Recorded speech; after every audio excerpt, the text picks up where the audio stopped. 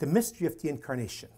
Okay, I want to begin with a couple of stories, and that'll kind of contextualize. Like, I want to talk about the why of the Incarnation, and then I want to talk about its shockingly physical character, and then I want to talk about its ongoing character. Okay, first of all, it's why, and that's maybe a little easier to explain. And in The Holy Longing, I borrow a story which is kind of common stock now. It's a wonderful little story, still very, very illustrative. But they tell the story of a little 4-year-old girl who woke up in her bed one night frightened because she was convinced there's ghosts and spooks and stuff under her bed, as kids have a very fertile imagination.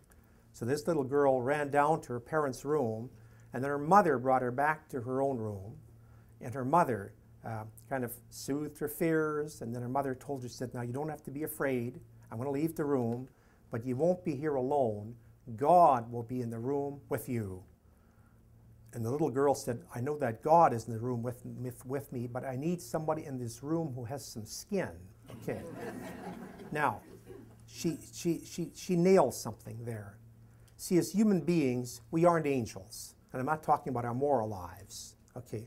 We're not angels in terms of, we are sensual creatures in the true meaning of the word sensuality, which means we are creatures of the 5 senses. We can see, feel, touch, taste, and smell. And everything that goes into us has to go in through those 5 senses. And everything that comes out of us has to come out of these 5 senses. So we're physical, incarnate beings. We're beings in the flesh. Angels don't have bodies. How they communicate, we don't know. We're not angelic. We are humans. Aristotle once said, we're rational animals. We sometimes forget we're mammals. Okay, we're animals. But we're animals with an immortal soul. Okay, but we still remain always very sensual.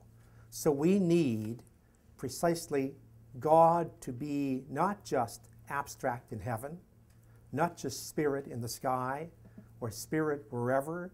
We need a God who also has human flesh, as this little girl says.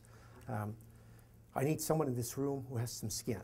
Now, God knows that, and that's why God became incarnate. The Word was made flesh. The world was made sensual, and we'll see afterwards, and the Word was made sensual in a really radical, physical kind of a way. I'll tell you another little story on this. Some years ago, I read a series of essays by a Northwest writer called Brenda Peterson.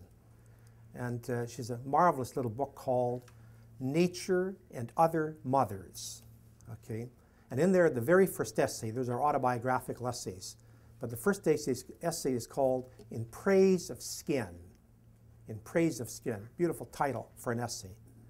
And Peterson tells a story of her own life. She says, at one point in her early 30s, she began to suffer from rashes on her skin, kind of psoriasis. She'd always had a little trouble, but now it just kind of broke out, and it was uncontrollable. She'd see doctors, and they'd give her every kind of salve and every kind of ointment. It would help a little bit, and then it wouldn't work anymore.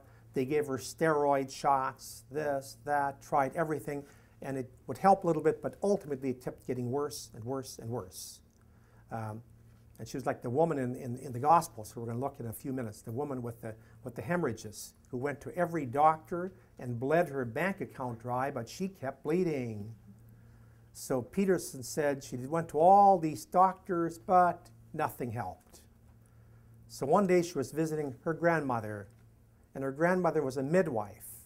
And her grandmother told her, she said, you don't have to see doctors. She said, I can cure you. Come to me.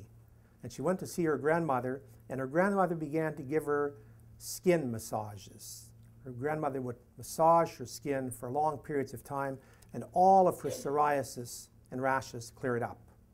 And her grandmother had a very simple explanation. Her grandmother said, skin needs to be touched. Skin needs to be touched.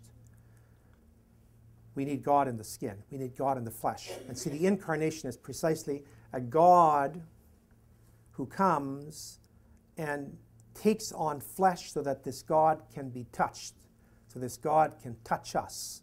So that's That's the why. See, what God is going with the angels, we don't know.